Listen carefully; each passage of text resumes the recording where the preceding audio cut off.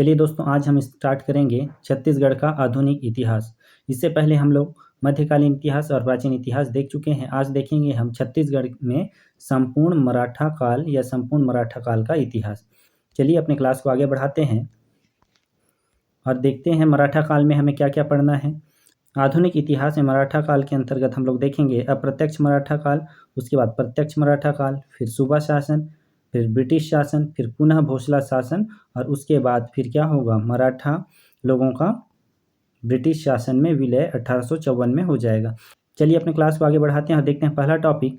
हमारा पहला टॉपिक है अप्रत्यक्ष मराठा शासन। इसका शासनकाल कब से कब तक था? अप्रत्यक्ष मराठा शासन का 1741 से 1758 तक था। इस समय शासक कौन थे? रघुजी प्रथम थे और मराठा शासक छत्तीसगढ़ में कौन थे? मोहन सिंह। इसको अप्रत्यक्ष मराठा शासन इसलिए कहा जाता है क्योंकि प्रमुख कौन था इसमें? रघुजी प्रथम, जो कि कहाँ था? नागपुर में रहता था। अप्रत्यक्ष रूप से छत्तीसगढ़ पर शासन करता था मोहन सिंह के द्वारा, इसलिए कहा जाता है कि अप्रत्यक्ष मराठा शासन। उसके बाद देखते हैं प्रत्यक्ष मराठा शासन, अगला टॉपिक। तो प्रत्यक्ष मराठा शासन में क्या होंगे? जो नागपुर से भोसला शासक छत्तीसगढ़ में आकर छत्तीसगढ़ में रहकर यहाँ का शासन संभालेंगे। तो देखते हैं प्रत्यक्ष मराठा शासन काल कब से कब तक था? 1758 से 1787 तक था। प्रथम शासक कौन था इसमें? प्रथम मराठा शासक था बिंबाजी भोसले। तो इन्होंने राजधानी क्या बनाई थी? रतनपुर। तो पूछा जाता है मराठों की प्रथम राजधानी छत्तीसगढ़ में क्या थी? तो रतनपुर थी। ये छत्तीसगढ़ के प्रथम स्वतंत्र मराठा शासक हैं। इन्होंने परगना पद्धति का सूत्र दिया था। देखो, सूत्राधार अलग होता है और उसको प्रतिपादित करने वाला अलग होता है। तो ये परगना पद्धति के सूत्राधार हैं। उसके बाद रतनपुर में इन्होंने क्या बनवाया है? रतनपुर बिलासपुर में इन्होंने बनवाया है राम टेकरी मंदिर। यहाँ पर आप जो चित्र देख रहे हैं ये है राम टेकरी मंदिर का। इन्होंने और क्या शुरू किया? राजस्व लेखा व्यवस्था शुरू किया है। इन्होंने निर्माण कार्य में क्या क्या बनवाया है? इन्होंने राजनांदगांव में खुज्जी जमींदारी प्रथा प्रारंभ की थी। इन्होंने राजनांदगांव में खुज्जी जमींदारी शुरू की थी। उसके बाद इन्होंने रायपुर में दूधाधारी मठ बनवाया है, जो ये चित्र में दिखाई दे रहा है, ये है रायपुर का दूधाधारी मठ।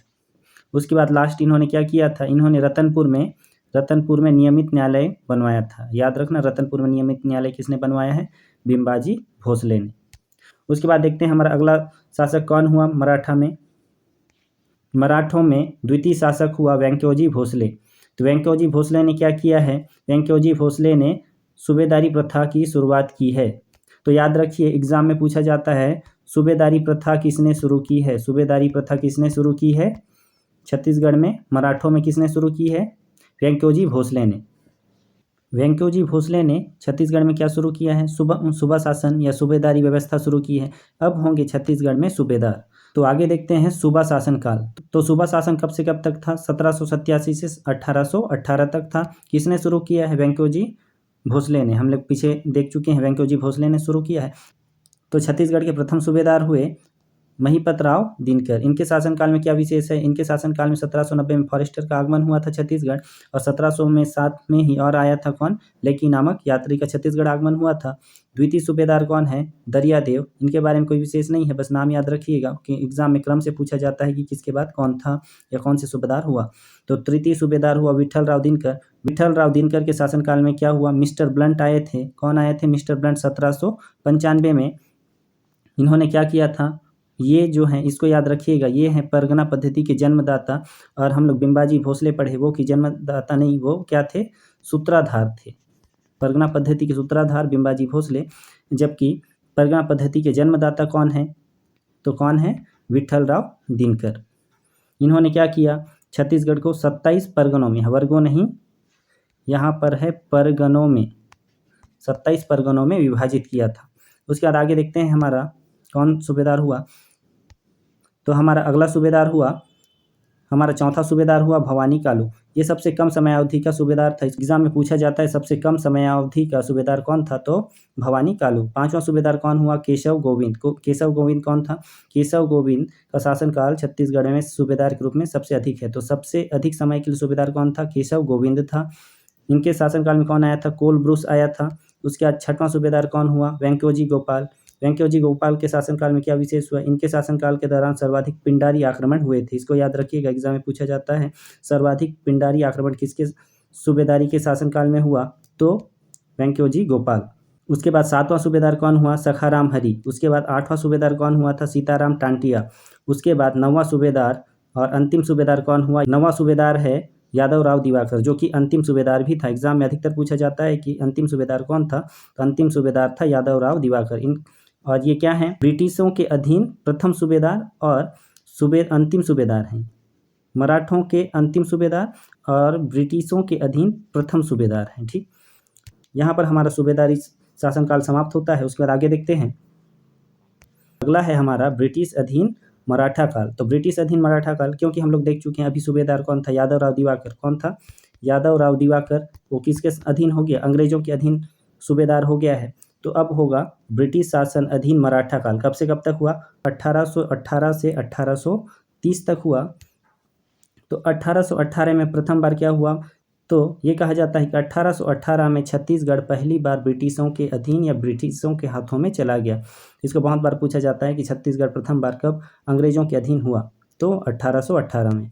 तो इसमें देखते हैं क्या है, छत्तीसगढ़ में प्रथम ब्रिटिश रेजिडेंट कौन है? छत्तीसगढ़ में प्रथम ब्रिटिश रेजिडेंट जेनकिंस होंगे। कौन होंगे? जेनकिंस। यहाँ पर देखो, ब्रिटिश रेजिडेंट जेनकिंस। एग्जाम में पूछता है प्रथम ब्रिटिश रेजिडेंट कौन थे? तो जेनकिंस। इन्होंने क्या किया? सूबेदारी प्रथा या सूबा व्यवस्था या सूबा पद्धति को समाप्त कर दिया और छत्तीसगढ़ में ब्रिटिश अधीक्षकों की नियुक्ति की। तो देखते हैं ब्रिटिश अधीक्षक कौन कौन हुए, कौन कौन से कार्य किए हैं ब्रिटिश अधीक्षक। तो आगे देखते हैं हम ब्रिटिश अधीक्षकों के बारे में। तो हमारा पहला ब्रिटिश अधीक्षक हुआ, इसको भी क्रम से याद रखिएगा, ब्रिटिश अधीक्षकों को भी क्रम से पूछा जाता है, क्रम से याद रखेंगे। तो प्रथम ब्रिटिश अधीक्षक कौन हुआ? Captain Edmund. छत्तीसगढ़ के प्रथम ब्रिटिश सुपरिटेंडेंट कहलाते हैं। छत्तीसगढ़ के प्रथम अधीक्षक, छत्तीसगढ़ के प्रथम ब्रिटिश अधीक्षक या सुपरिटेंडेंट कौन है? तो कैप्टन एडमंड। उसके बाद अगला है कैप्टन अगेन न्यू, जिन्होंने अपनी राजधानी रतनपुर से कहाँ कर दी है? रायपुर। ये बहुत बार एग्जाम में पूछा जाता है, इन्होंने राजधानी कहाँ पर कर दिया है? रायपुर। किसने रतनपुर से अपनी राजधानी रायपुर की? तो कैप्टन अगेन न्यू ने। उसके बाद अगला ब्रिटिश अधीक्षक हुआ कैप्टन हंटर। कैप्टन हंटर को याद रखिएगा, ये सिर्फ 6 माह के लिए ही ब्रिटिश अधीक्षक था। तो कैप्टन हंटर सबसे कम समय के लिए था। और तीसरा था, उसका चौथा है कैप्टन सैंडिस। कैप्टन सैंडिस भी बहुत विशेष महत्व रखता है इतिहास में। ये ब्रिटिश अधीक्षक बनने से पहले सैन्य अधिकारी थे, उसके बाद ये क्या बने? ब्रिटिश अधीक्षक। कैप्टन सैंडिस ने ताबूतदारी प्रथा की शुरुआत की और इन्होंने क्या किया? सरकारी कामकाज का माध्यम अंग्रेजी कर दिया, अर्थात कार्यालयों में जो कामकाज होता था अंग्रेजी में होता था। और साथ ही इन्होंने छत्तीसगढ़ में डाक तार व्यवस्था, मतलब लेटर बॉक्स या फिर डाकघर की शुरुआत की थी। इसके बाद हमारा अगला ब्रिटिश अधीक्षक है कैप्टन बेल्किन। 6वां और अंतिम ब्रिटिश अधीक्षक हुआ क्राफर्ड। इन्होंने क्या किया? ये छत्तीसगढ़ के अंतिम ब्रिटिश अधीक्षक थे। एग्जाम में पूछा जाता है छत्तीसगढ़ के अंतिम ब्रिटिश अधीक्षक कौन थे? तो क्राफर्ड थे। उसके बाद देखते हैं आगे क्या है। आगे है पुनः भोसला शासन। पुनः भोसला शासन का कार्यकाल या समयकाल कब से कब तक है? 1830 से 1854 तक। पुनः भोसला शासन इसलिए कहा जाता है क्योंकि अंग्रेज छत्तीसगढ़ का शासन पुनः भोसला शासकों को दे देते हैं, अर्थात मराठा को देते हैं, इसीलिए कहा जाता है पुनः भोसला शासन। देखते हैं पुनः भोसला शासन में क्या क्या हुआ था। तो इस समय कैसे हुआ पुनः भोसला शासन? 1828 में भारत के गवर्नर जनरल बने लॉर्ड विलियम बेंटिक नियुक्त हुए थे। भारतीय रियासतों के प्रति उदारवादी भावपूर्ण दृष्टिकोण अपनाए और इन्होंने अंग्रेजों और भोसला शासकों के मध्य संधि करवाई और निर्धारित शर्तों के साथ छत्तीसगढ़ का शासन मराठों को सौंप दिया या भोसला शासकों को सौंप दिया। किस कारण से अंग्रेज छत्तीसगढ़ के शासन को अपने ब्रिटिश शासन में विलय कर लिए थे? क्योंकि रघुजी तृतीय अल्पायु के थे, तो इसलिए छत्तीसगढ़ से अंग्रेजों ने भोसला शासकों के शासन को अपने ब्रिटिश शासन के अधीन कर लिया था।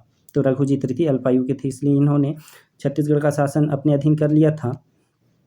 तो 9 जून 1930 को ब्रिटिश शासक क्राफर्ड ने कृष्णराव अप्पा को क्या कर दिया? छत्तीसगढ़ का शासन सौंप दिया। क्यों सौंप दिया? क्योंकि लॉर्ड विलियम बेंटिक ने अंग्रेजों और भोसला शासकों के मध्य संधि करवाई थी। रघुजी तृतीय जब अल्पायु के थे तो छत्तीसगढ़ का शासन अंग्रेजों ने ब्रिटिश शासन विलय कर लिया था। उस समय जब ये वयस्क हो जाते हैं तो इन्हें पुनः भोसला शासन मिल जाता है, लेकिन ये किसके अधीन होते हैं? अंग्रेजों के अधीन रहकर कार्य करते रहते हैं। उस समय ये छत्तीसगढ़ का शासन जिलेदारों के माध्यम से संचालन करना चाहते थे, इसलिए इन्होंने जिलेदारी व्यवस्था शुरू की थी।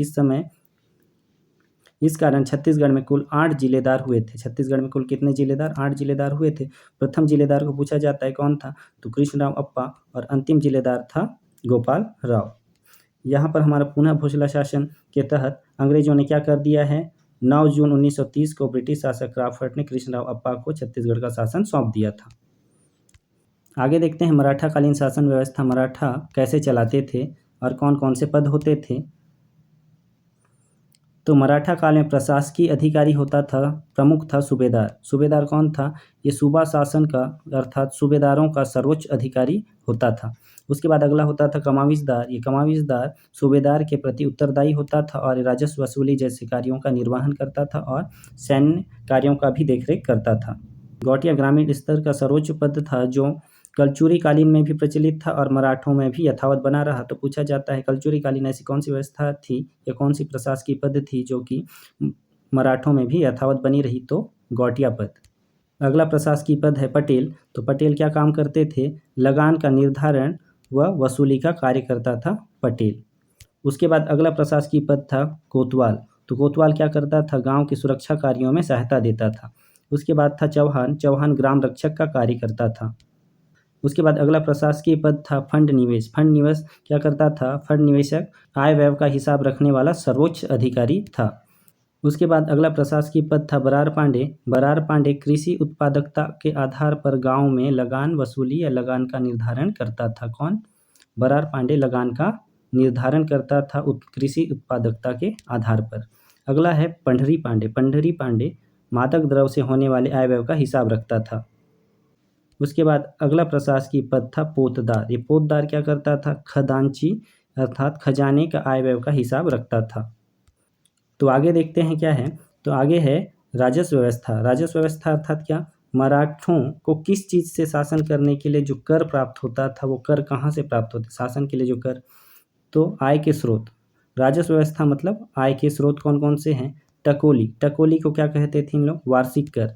शायर मतलब आयात निर्यात कर। उसके बाद कलाली शब्द से इनका मतलब था आबकारी कर। उसके बाद सेवई से अस्थायी कर अर्थात ऐसे कर दंड या फिर जुर्माने के रूप में लिया जाने वाला कर को सेवई कर या अस्थायी कर कहा जाता था। उसके बाद अगला कर था जमींदारी कर। जमींदारी कर में क्या होता था, आयात किए हुए अनाजों पर लिया जाने वाले कर को कहा जाता था जमींदारी कर। इन करों को भी याद रखिएगा, एग्जाम में पूछा जाता है। उसके बाद देखते हैं 1854 में भारत के गवर्नर जनरल लॉर्ड डलहौजी बनते हैं और ये क्या चलाए थे, हड़प नीति। और इसी हड़प नीति के तहत 1854 में इन्होंने जब क्या करते हैं, नागपुर को ब्रिटिश शासन में विलय कर लेते हैं। तो नागपुर को जब विलय कर लिए तो साथ ही अब नागपुर में भी मराठा था, मराठा शासन, तो छत्तीसगढ़ में भी यही मराठा शासन करते थे। नागपुर का विलय हो गया तो साथ ही 1854 में छत्तीसगढ़ के भोसला शासकों का भी शासन अंग्रेजी शासन में विलय कर लेता है। कौन, लॉर्ड डलहौजी। यहाँ पर हमारा क्लास समाप्त होता है। यदि आपको हमारा क्लास अच्छा लगता है तो सब्सक्राइब कर देंगे। धन्यवाद।